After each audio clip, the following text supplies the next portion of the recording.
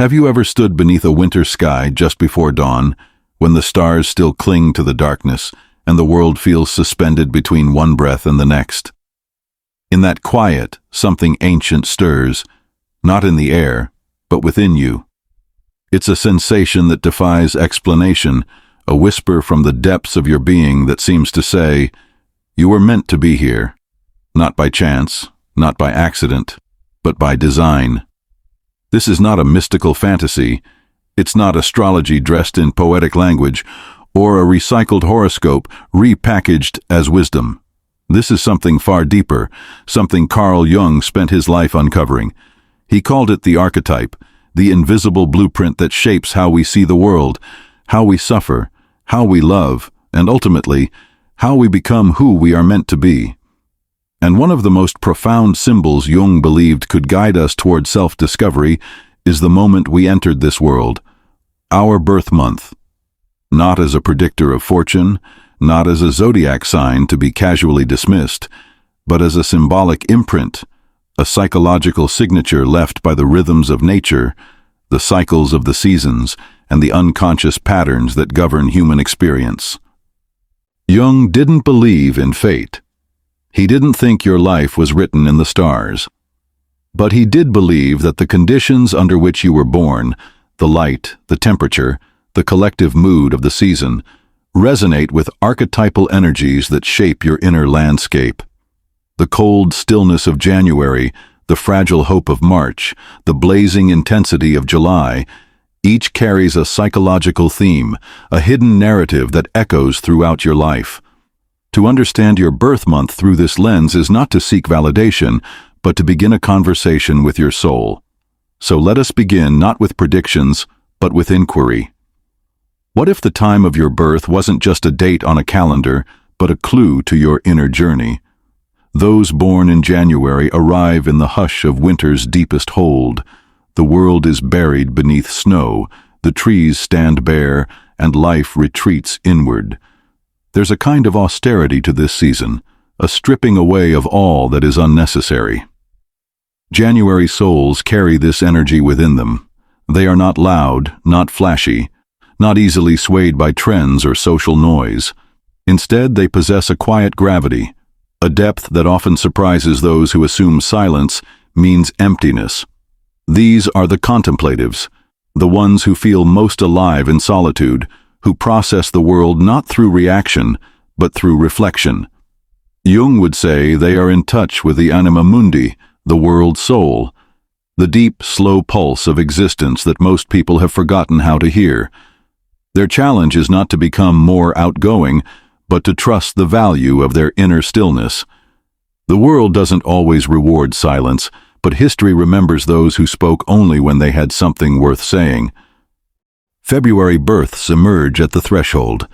Winter is not yet over, but the first hints of change flicker in the air. There's a tension here, a duality between what was and what could be. February souls live in this liminal space. They are often misunderstood, not because they are complicated, but because they see reality differently.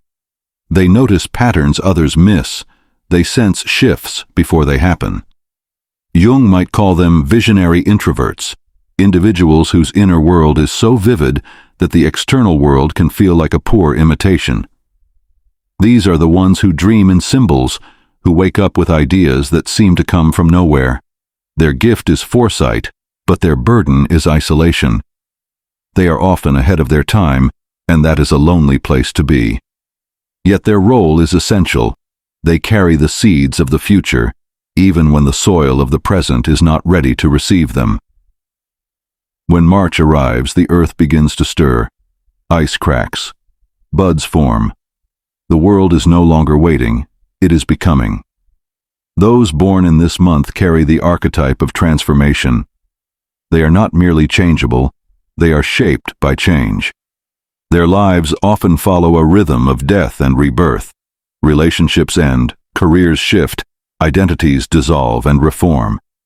This is not instability, it is initiation. Jung believed that the psyche grows not through comfort, but through crisis. March individuals are initiates by nature. They feel deeply, sometimes to the point of overwhelm, but they also possess an uncanny ability to rise again. They are not resilient because they avoid pain, but because they move through it. Their journey is not about finding peace, but about learning to dance with chaos. They are the alchemists of emotion, turning sorrow into insight, loss into wisdom. April births arrive with fire, not the destructive kind, but the kind that clears the forest so new growth can emerge.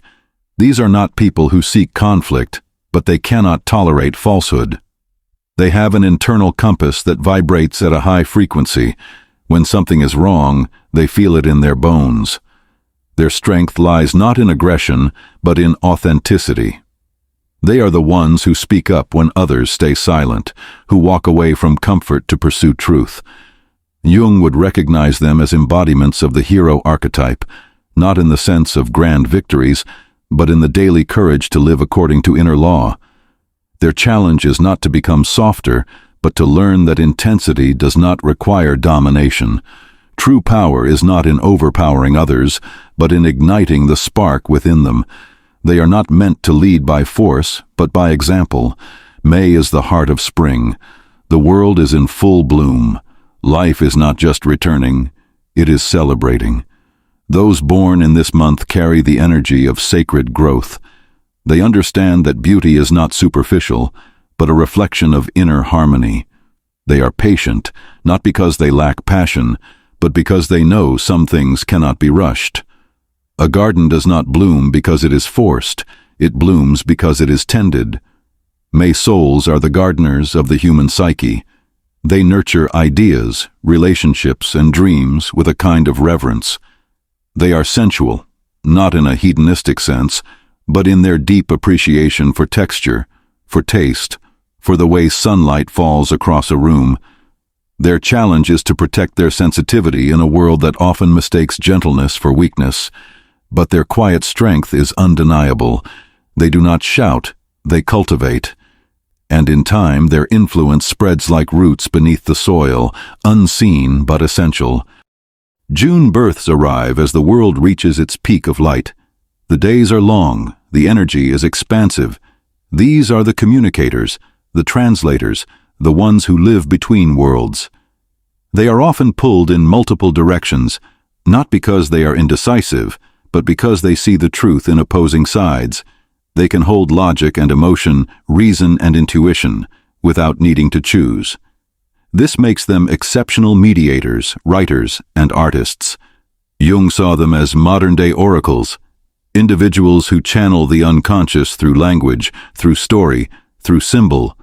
Their gift is synthesis, the ability to take fragmented pieces and weave them into meaning. But their struggle is integration. They may feel split, as if they belong everywhere and nowhere at once. Their task is not to pick a side, but to embrace their role as bridge builders, to understand that their duality is not a flaw, but a function. July is the height of summer. The sun is strong, the earth is warm. Those born in this month often carry a deep sense of emotional responsibility. They are the caregivers, the ones who remember birthdays, who notice when someone is quiet, who absorb the moods of the room. Jung would say they are in touch with the anima, the inner feminine, the part of the psyche that feels, nurtures, and connects. But this gift comes with a shadow, the tendency to give until there is nothing left. They pour into others while neglecting their own inner well.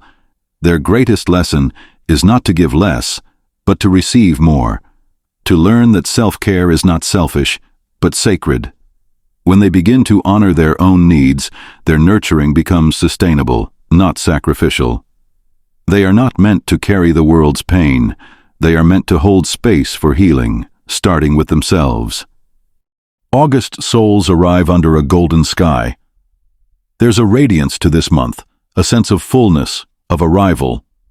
These individuals often carry a natural presence, an aura that commands attention not through loudness, but through stillness. They are not ego-driven, but soul-led. When they are aligned, they inspire simply by being. Jung might call them embodiments of the self, the integrated center of the personality, the inner king or queen who rules not through domination, but through wholeness.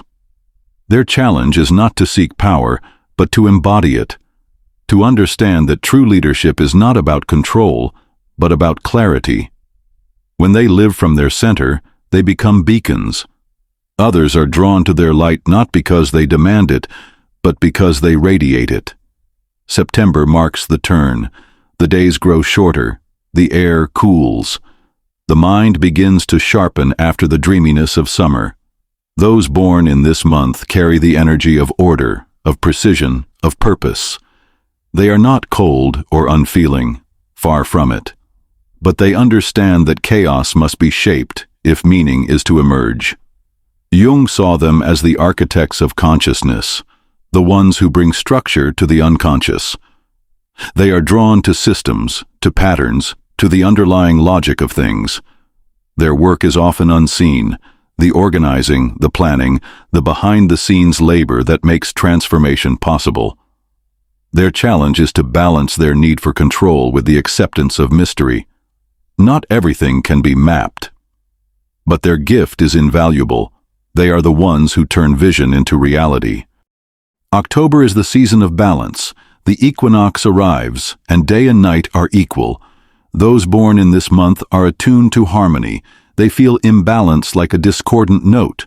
They are drawn to beauty, to justice, to fairness, not as abstract ideals, but as lived truths.